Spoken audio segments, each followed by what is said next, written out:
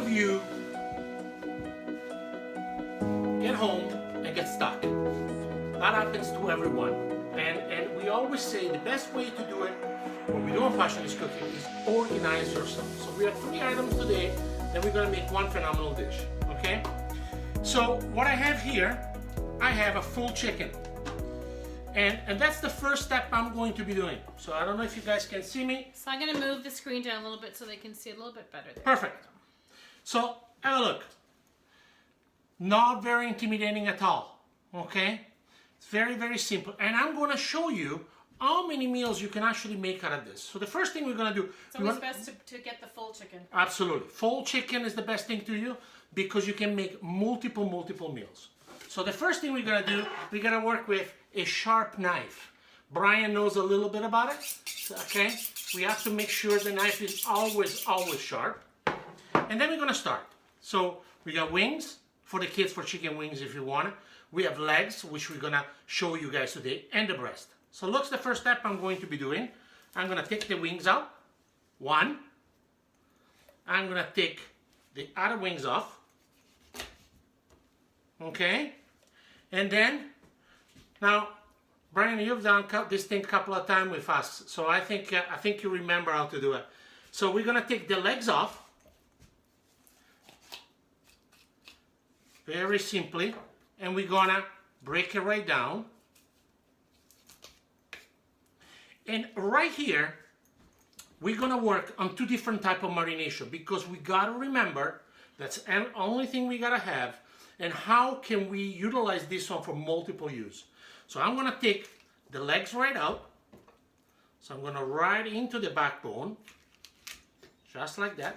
There's a little knuckle bone there that comes right out. So I'm gonna show you again one more, really slowly, okay? Very simple.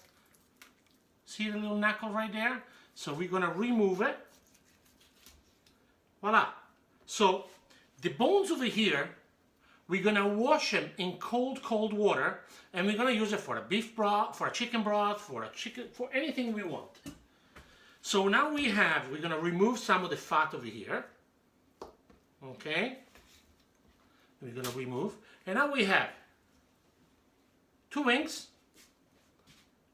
a leg. If you want to do the legs, you can do a whole and keep the bone right in it. Or if you really want to challenge yourself, you can actually debone your legs, and we do it like that. So we're just basically guiding our knife towards the bone. And basically what you can see here is a V shape that you're looking at. When you get to that, right here, there is the knuckle bone, which we're gonna press right down and just go underneath, and the opposite side also, very gently, and remove it. So when you go like this, we're gonna pull it right down, and look at that. It's almost like we've done this before. Okay, so on the opposite side here, we have the other part of the thigh bone, which we're gonna scrape. And again, this one is the perfect, the thigh and the leg bones are the perfect bones to actually make a great stock. Why? Because there is a lot of gelatin, okay, there is a lot of nutrients right here, and it's good to use it. We have a lot of these videos as well that are available, so we will send the link to you if you want to be able to see this again. We have 40 minutes to do this class, so we're speeding up a little bit, but we do have it available for you. So, option B, if you want, you can keep the chicken whole if you want to keep it like that, okay? So what you can do is this, okay? We can go right in the center, and we have the thigh bone and the leg bone.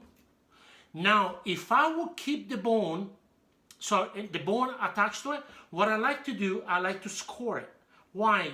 So I'm gonna allow the meat and the marination, which Anita's gonna show you guys after, to really penetrate, okay? It's very important that the meat absorbs all the marination we are going to be doing. So here's the option. We got the thigh, we got debone, sorry, bone in, debone, our chicken wings. Now here's the best part, the breast. So the easiest way to do it, and I'm gonna show you something that is actually quite fun. Watch this. This is the wishbone that is right here. Okay, I don't know if you guys can see it. We're gonna try to move it right out, and it's really, really simple. It actually makes it much easier for you guys to see what happened here. We took the wishbone out here, and we took one more wishbone right here. So now it's gonna be easy for us to go down from the breast without wasting any meat. So I'm gonna show you right here. One side, so it's gonna guiding on one side of the chicken. Very gently, without wasting absolutely anything. And we keep our knife on a 45-degree angle, okay? Making sure that we take all the meat out. So here we go. So you see what we're doing here? Now, when you get to this point, you got the wing bone here, just right here. So what you're gonna do, right in the middle of the knuckle, it's all about joints. So when you get right to the joints, you take it right down, and here you have it. So you have your perfect chicken breast.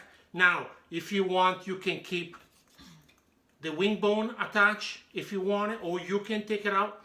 Now, for this type of marination that we are going to be doing, and Anita's going to show you later on, we actually are going to keep the skin on. Why we keep the skin on is because it's a protector, it's the canvas. So we want to make sure that the skin, when we're going to cook the chicken, it will crisp up, but also it will keep the meat inside nice and moist.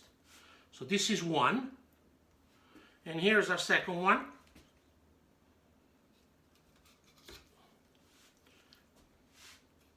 We're going to go the same way. See, as you can see it, it becomes quite easy once you remove the wishbones out.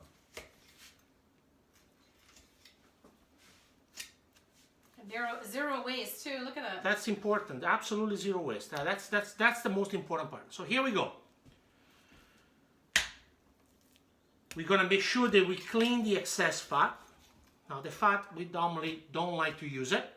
Or if you want, you can render it, and you can use the rendering, meaning you put them in a pot at very low temperature, you melt all the fat, you can flavor the fat with some rosemary, with some thyme, and you can spice your potato if you want it. If you want to make a one-pot chicken, okay? So right here. So right now what we have here, we have our two breasts, boneless leg, and bone-in leg, chicken wings for the kids, and bones for the broth. So at this point in time right now, so I'm going to transfer everything over here so you guys can see it. We're going to remove all that. Now the fun starts. And Anita's going to show you what is the next thing we're going to do. So very important, very important. So see, if we have any more meat over here, we just go inside. Out of a chicken, sometimes we can make multiple things. We can make cutlet, we can roast the whole chicken, we can stuff the chicken, we can sear it in a pan, we can do absolutely anything. But the bones is the most important part. So with the bones, what we do, we actually run them in cold water for probably 20 minutes until you see the water is completely clear. At that point in time, you got all the impurity out, but you're not 100% sure about it.